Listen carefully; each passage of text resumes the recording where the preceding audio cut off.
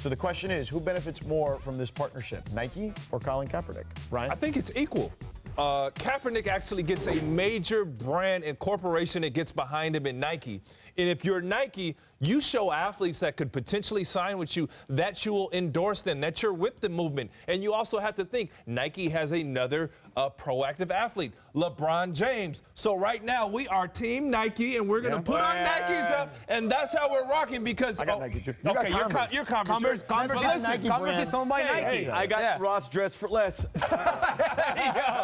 You see that? But I got it for a steal. Nonetheless, fellas, I love this move by Nike. This is something that we're going to remember years later.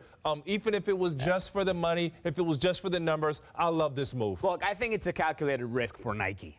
I don't think a company this big, a billion-dollar company, would just go out of their way to create some controversy just because. I agree with Ryan. I think both parts will benefit from this. And I think Colin Kaepernick's message, I don't know if it needed another channel to be delivered. Nike is a big channel, but I do believe it's a calculated risk, and I don't think there's going to be huge backlash with Nike with this. Okay, the question is who benefits more. They clearly both benefit, but Nike will benefit more, and here's why. Okay, this is very on brand for Nike. I think people forget our buddy Charles Barkley once threw a man through a plate glass window in Orlando, I believe, and shortly thereafter there was a campaign by Charles Barkley, I'm not a role model. Yeah. They've also stuck by guys like Tiger Woods during his troubled times. They stuck by Kobe Bryant after Colorado. So they're a company that sticks with their guys regardless.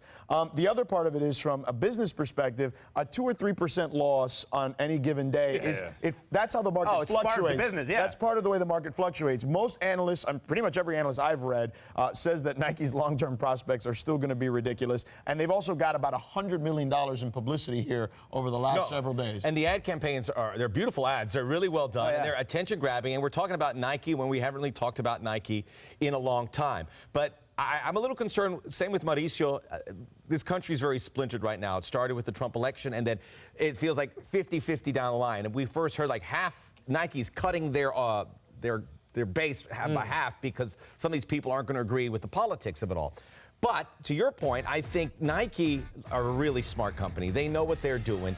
And then I feel that may be a little disingenuous to them because this may be a money maker for Nike. This is not about being socially active. This is about, hey, this is something that's going to make us money. Sure. Well, I want them to hear. I want to hear it from them. I don't want to hear we're trying to do social warriors here. I want to hear them say this is a money-making situation. Even if it was, there's a level of risk. And on the other hand, there's young people that buy shoes. These aren't old farts that go out and buy shoes. These are young people that rock with Kaepernick. So it's a smart move by Nike. Nonetheless, they're going to gain financially. And Nike targets, I think there's like 12 major markets across the world that they target. Most of them are affluent markets. Most of them are very culturally diverse markets. New York, Los Angeles, Chicago, London.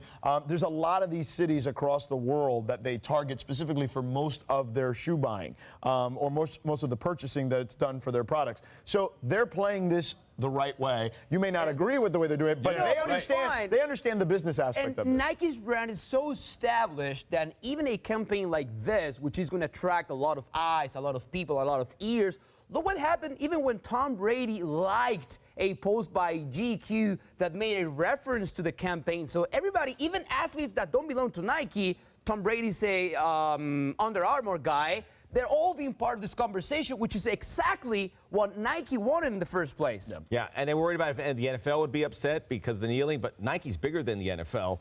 And the only thing I would say about Kaepernick is all those other athletes that we mentioned are the best at what they do. Kaepernick isn't. Kaepernick is not an active athlete at this point. That's a good point. But we'll see if it has some legs. Check us out every Thursday at midnight Eastern, 9 p.m. Pacific on ESPN2.